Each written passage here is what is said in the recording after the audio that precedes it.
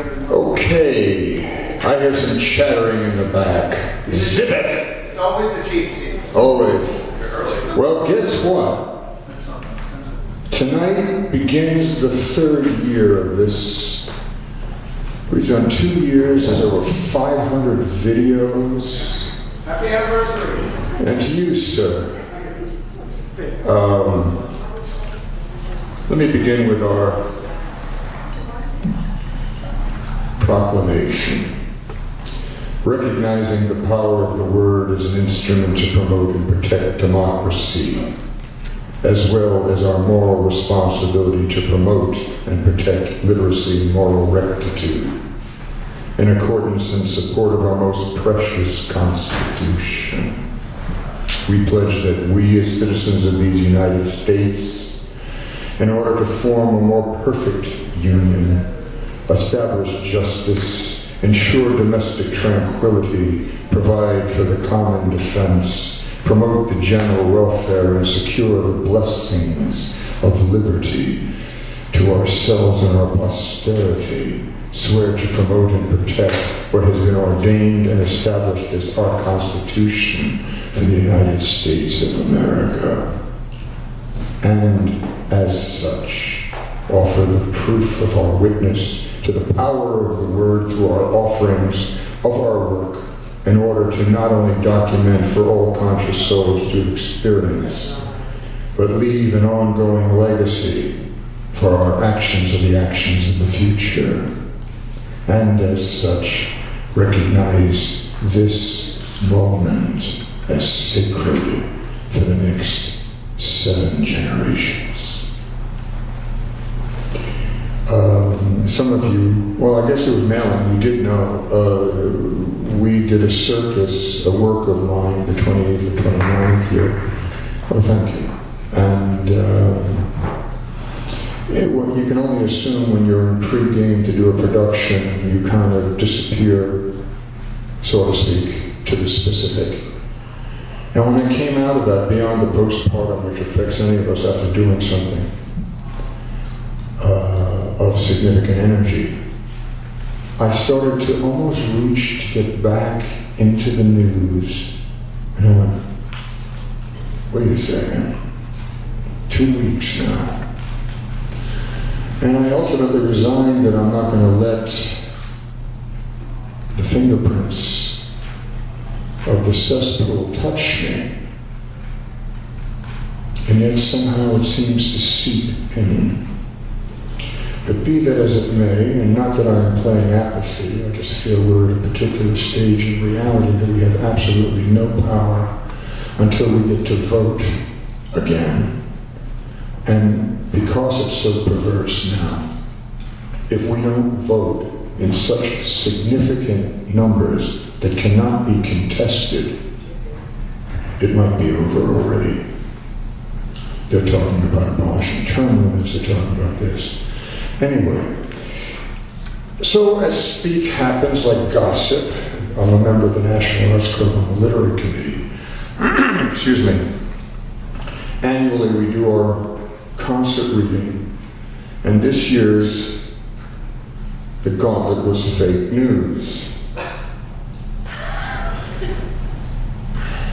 So I wrote something that I had already read to you, but it was 6 minutes and I'm only allowed 3 or under. So I finished something Sunday, which has been accepted. The concert's the 19th of February at the National Arts Club down on Gramercy. And I'm going to read this to you before we bring up our illustrious Ted Gill. Now, I don't know if you're familiar with the acronyms or not of POTUS, FLOTUS, and SCOTUS. It sounds like a vaginal disease, but what it really is President of the United States, First Lady of the United States, Supreme Court of the United States. Okay? Here we go. POTUS, FLOTUS, and SCOTUS reveled in their importance. Standing at the precipice, coughing out fireflies, they mused, how to make America great again. Looking into their own reflection, They didn't see the world around them. For that matter, they didn't see themselves. "We must be saved from immigration," POTUS demanded of SCOTUS. FLOTUS said nothing, herself from a foreign shore. "We must build a wall," POTUS exclaimed. "But your hatred has already separated us. It's not about us. It's about me." SCOTUS mused about the precedent. POTUS mused about the president. FLOTUS mused about her designer jacket. "I don't care, do you?" The winds of change were blowing, messing up FLOTUS's hair, but specifically POTUS's, proving he really had none. "Fake news!" he shouted at the gathering storm. SCOTUS marveled at the orange sunset, then realized it was only mid-afternoon and the president windswept. Regaining his composure, he reflected again on precedent. "What about the Constitution?" I'm in great shape," snarled POTUS. "This is a witch hunt." "Witch hunt, darling?" FLOTUS asked. "Freedom of choice?" "Immigrants," SCOTUS confided. "No, witch hunt," barked POTUS. "What hunt?" asked FLOTUS.